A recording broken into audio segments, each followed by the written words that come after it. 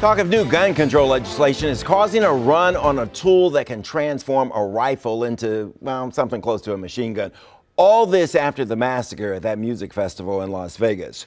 Sales of pump stocks have spiked, to say the least. Now, it's a device used by the Vegas gunman to turn his semi-automatic rifle into a fully automatic weapon.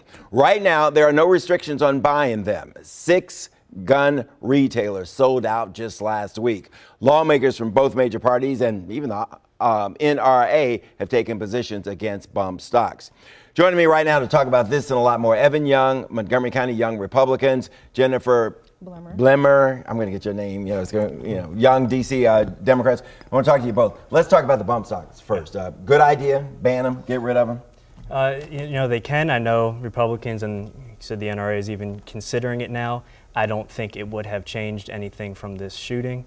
They can jam easily. They make the guns very inaccurate. I think he would have actually been able to do more damage not having to worry about jammed guns. So it could be a good gesture, but I don't see it really affecting gun crime. Okay, so Jennifer, should that be the beginning of the conversation?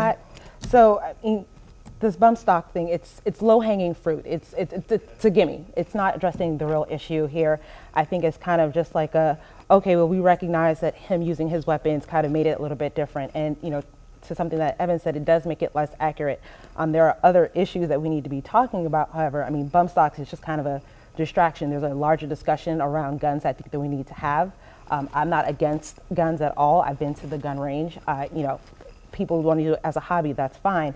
But I think what most people are concerned about is that when you're going into any kind of public arena now, it seems like you almost have to look over your shoulder. You have to be kind of surveying the room to see, like, maybe this is the day that one person who's having a bad day decides to take it out on everyone. Which brings me to my next question, okay? If we do nothing, if nothing happens in terms of the enforcement, in terms of protecting people and people's psyche, what are people to think when they go to an outdoor concert? What are they to think when they go down the sidewalk? Any fool, any guy with an issue can be on top of a building, obviously with weapons that can be purchased legally. Yeah, it's obviously more concerning to people when they see these issues on the news.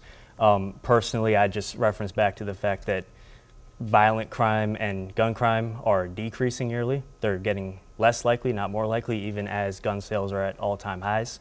So, in general society on a day out, there is a overwhelming likelihood you will never encounter this problem.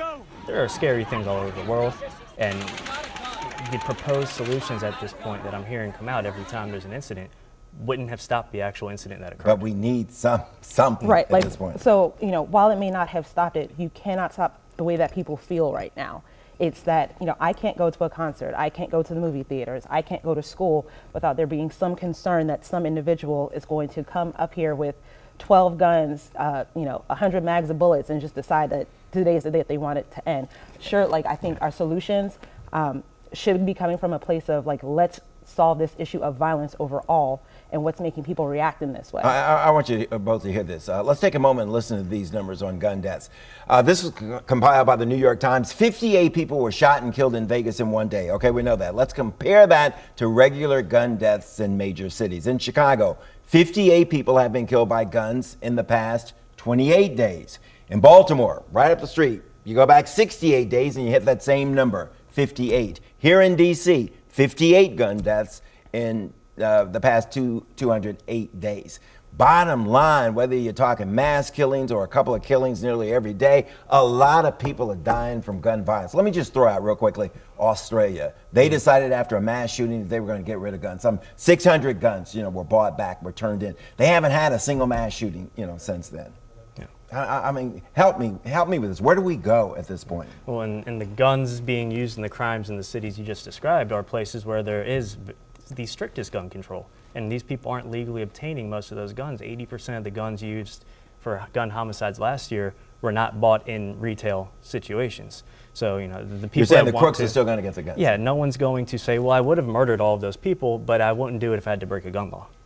And again, crooks or no crooks, there's just a general issue with violence here. Why are we not talking about people not having access to, either mental health services or just general spaces where they can talk? I don't want people to assume that every person who commits a an act like this is someone with like a severe mental health issue. I don't think that's the approach to this either. There's just a larger discussion on civility and being able to have mutual respect for people that we aren't having right now. And he passed every background check. Okay, let's change the subject quickly because there's a couple of things I want to get into. The White House today ended the mandate under Obamacare that employers must provide birth control as part of their insurance coverage for women. Comment?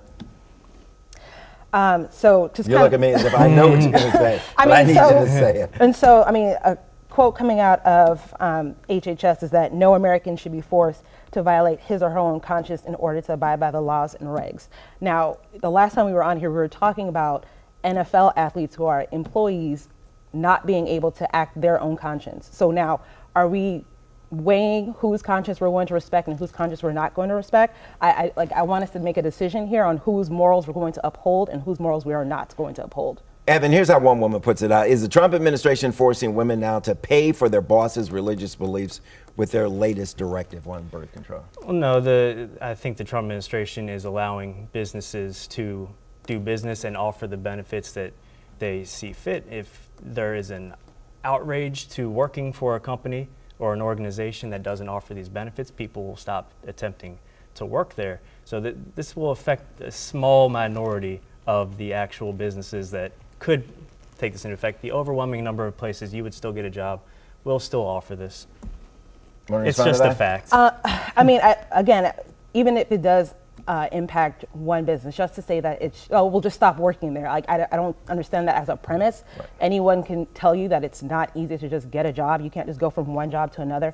And for employers to say, well, my moral beliefs prevent me from providing this for you, when birth control is used to regulate your menstrual cycle for conditions like endometriosis. Again, why are we holding one person's set of morals over another person's need? Like, let's make a decision as a country whose morals we're going to follow, and then I guess we can go from there. And benefit packages are an incentive or a deterrence to work somewhere in the market. Well, let me get at this third subject in. What did the president mean, or what did you hear when you heard the president say, this is the calm before the storm? What was he talking about? I think if you look around the world, the storm's here. I mean, you know, at any moment in North Korea or throughout the Middle East is already in shambles. But Evan, if you say to me, calm before the storm, that means one thing. If the president of the United States says it, you know, surrounded by generals or whatever.